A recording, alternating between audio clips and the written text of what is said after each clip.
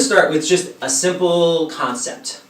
The concept is, this is a figure 8, and depending on where I stand as opposed to the camera is going to create a different effect.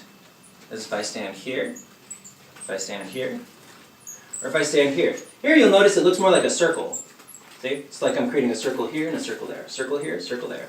Here kind of looks kind of off. I can't quite describe what that is. Somewhere in between a circle and an X. And when I'm standing here, I'm creating an X pattern. Especially if these were on fire, if these were glowing, you're going to see these slashing X marks.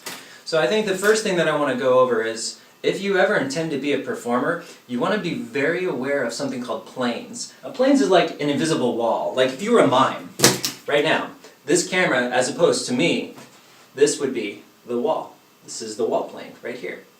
I kind of almost create a two-dimensional space, and I spin along this imaginary wall. So as I'm spinning, I create a lot of circles right here. See that?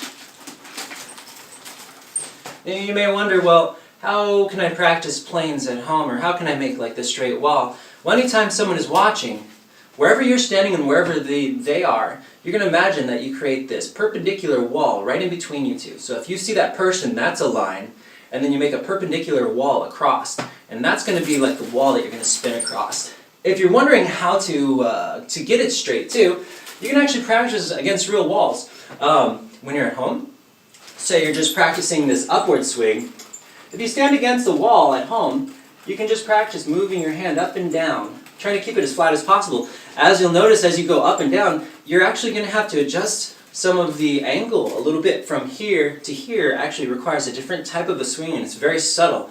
And the only way to teach it, well, the best way to teach it, I should say, is to actually have a physical wall there. And as you get better and better, you can even try it in hallways where you have two very close walls and you have to keep it really tight.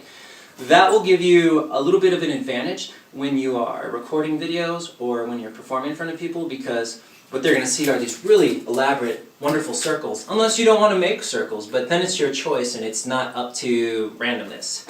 Without being aware of your planes, you're never going to be quite sure if you're creating a circle or an X or something else that may somewhat look sloppy, even though it may not be at all. It just could be your facing.